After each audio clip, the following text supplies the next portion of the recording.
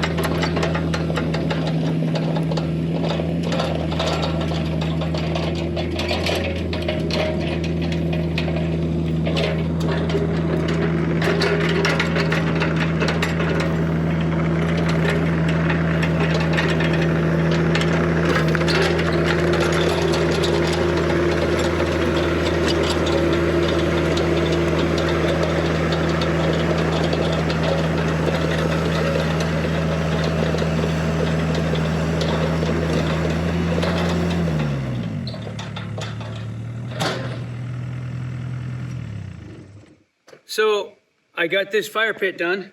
This rock is for food, pots and pans, kettles. It's a table. You put things right here and you can use that to work on the fire pit. Okay, so got some paper here. We're going to build a fire. Start off with some paper on the bottom. Some cardboard.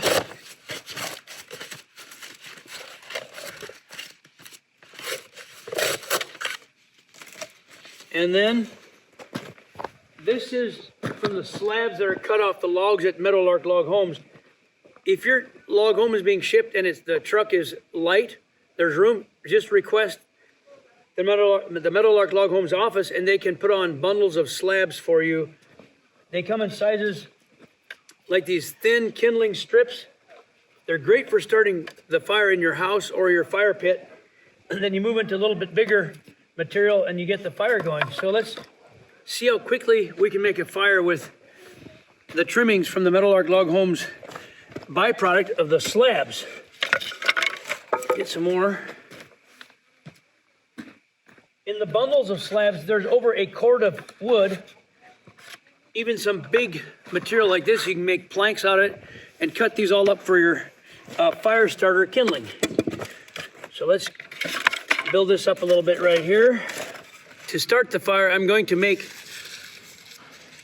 some paper in the middle, some crumple up paper in the middle, and then make a tent of the smallest wood on top of it. Got to get the paper small. I'll light that up.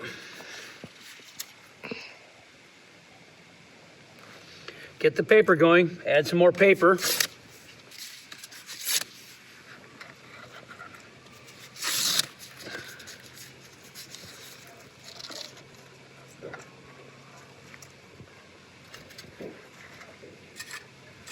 Then I'm going to add some of these sticks here, the smallest sticks of kindling.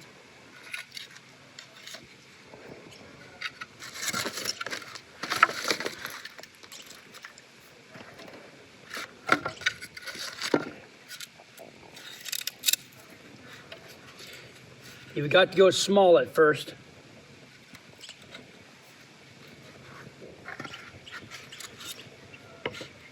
Crisscross. A little bit bigger pieces as you go up.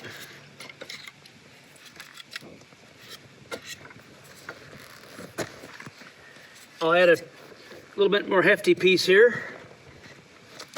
So now we've got the fire crackling. I'm going to go ahead and add this heavier big piece to it.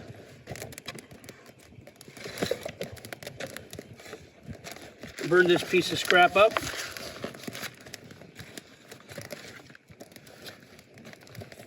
And there's our fire. Now, this is a big fire pit, but in Montana, everything is bigger. Now, you don't have to get concerned because I've got a lot of water right here and the hoses. This has been soaking for days, and I'll let this fire go out. I want to just demonstrate. It's actually sitting on some wet dirt because I got this all watered down. We are praying for people in Oregon, California, Washington, out that direction to the west where this smoke is coming from. Days and days of being smoked in, and they're losing their homes. We're praying for mercy and for rain, and that this would come to an end. Whoever's watching, you are in our thoughts and prayers, and we want to be of assistance if there's some way we can be.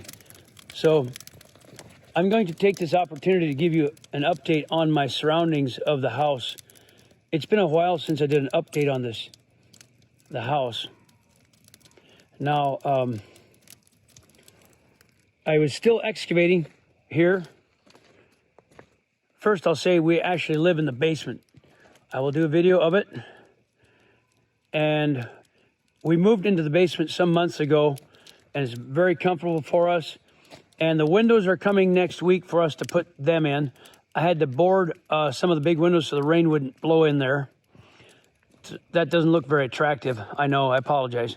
But we spent quite a bit of time to get the basement finished so we could move into the basement. And that's why we haven't done much upstairs, but now we're going to be installing the windows.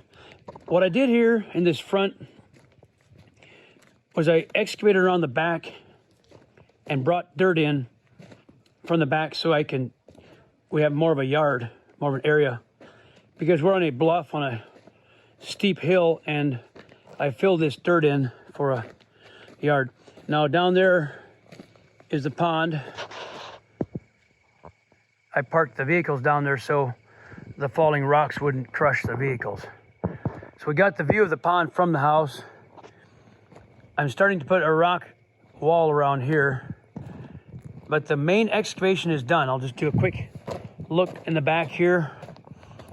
I took off loose fill off the hill, cleaned that up, and this will be our backyard. We went to plant lilacs and some rock gardens. So that is a nice, spacious backyard. It's actually bigger than it looks like in this video. It goes back here quite a ways. Now, if I turn around, you'll see my windows boarded up. Well, that's because the windows aren't here yet, but they're here next week. And the rain kept blowing in there, so. This is what we've got excavated. And it's not quite done, but it's okay for the winter. And in the spring, we plan to put topsoil here and get this leveled a little bit more and green with grass growing here next year. Allow the hill to settle. And this machine's been really handy to build this. Move dirt around and level it out. So I thought, I got some big rocks, I'll make a fire pit. Rebecca thought it's ridiculously huge, but in Montana, everything is bigger. So we can put family all the way around this thing. And if we don't like it, we can take it apart. It didn't take long to build it. So here we got this all filled in here with the material.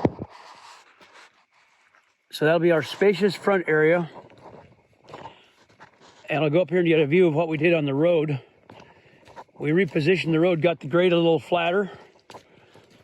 We found one big mama of a rock, and this is the size of a Volkswagen. Well, maybe a small Volkswagen.